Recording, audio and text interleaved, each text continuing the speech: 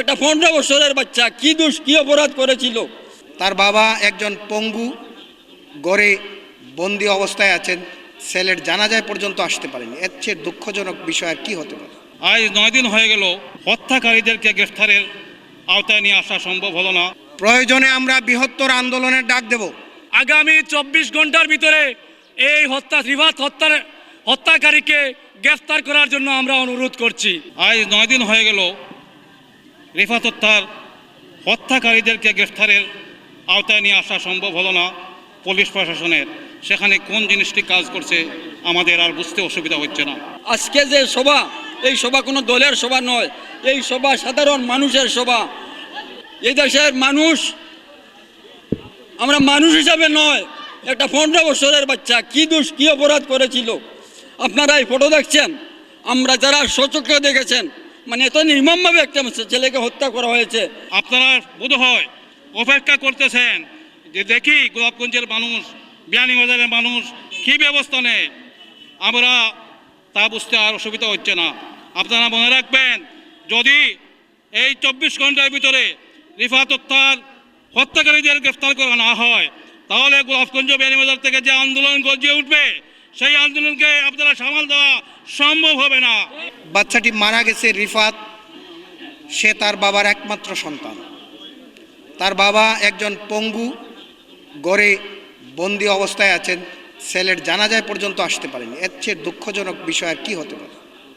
তার কোনো ভাই নেই, একটি বোন আছে।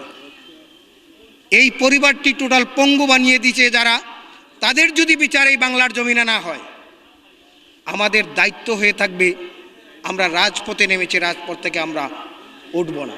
কিশোরদেরকে বিপদগামী পথ থেকে রক্ষা করতে খেলার অগ্রদূত, সেই খেলাকে কেন্দ্র করে আমাদের এলাকার সন্তানকে খুন করা হয়েছে। আপনারা কি একটি মায়ের আর্তনাদ দেখেন না?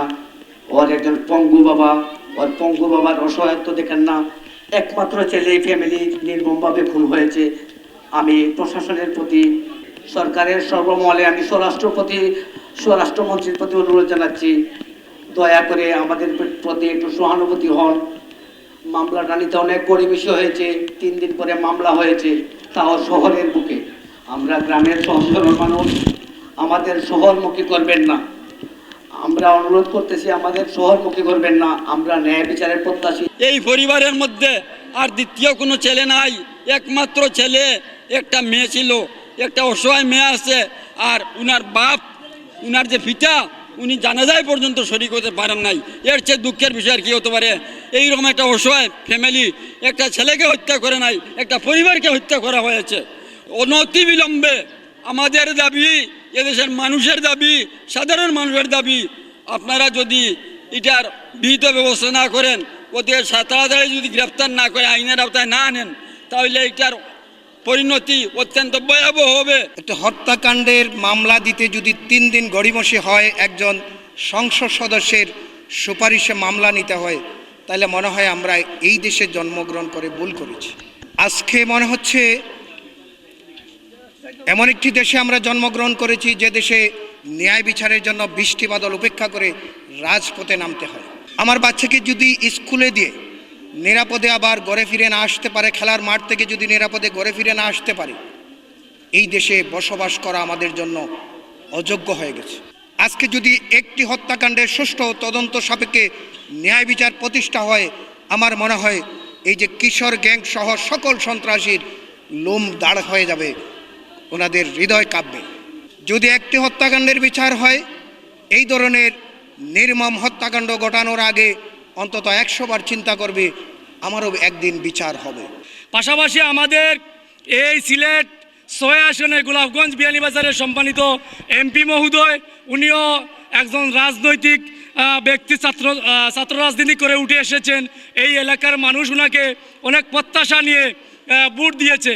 আমি মনে করব যে গফুর চাচা বলেছেন এমপি মহোদয়কে অবহিত করা হয়েছে, উনার নির্দেশেই কিন্তু এই মামলাটা গ্রহণ করা হয়েছে এবং উনি ডিসি মহোদয়ের সাথে কথা বলে খুব দ্রুত সময়ের ভিতরে এই হত্যাকারীকে যেন গ্রেফতার করা হয়, নতুবা এই এলাকার মানুষ, এই এলাকার জনগণ বিক্ষুব্ধ হয়ে আপনাদের প্রতিবাদে মাঠে নামতে বাধ্য হবে।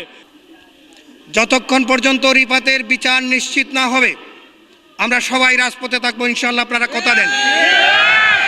প্রয়োজনে আমরা বৃহত্তর আন্দোলনের ডাক দেব।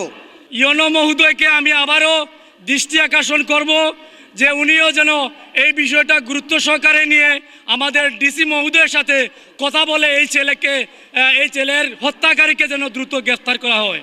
জনপ্রতিনিধিদের সাথে আমাদের কথা হয়েছে, ইনশাআল্লাহ আগামী দিনে আমরা 5 ইউনিয়ন মিলে বৃহত্তর আন্দোলনের ডাক দেব।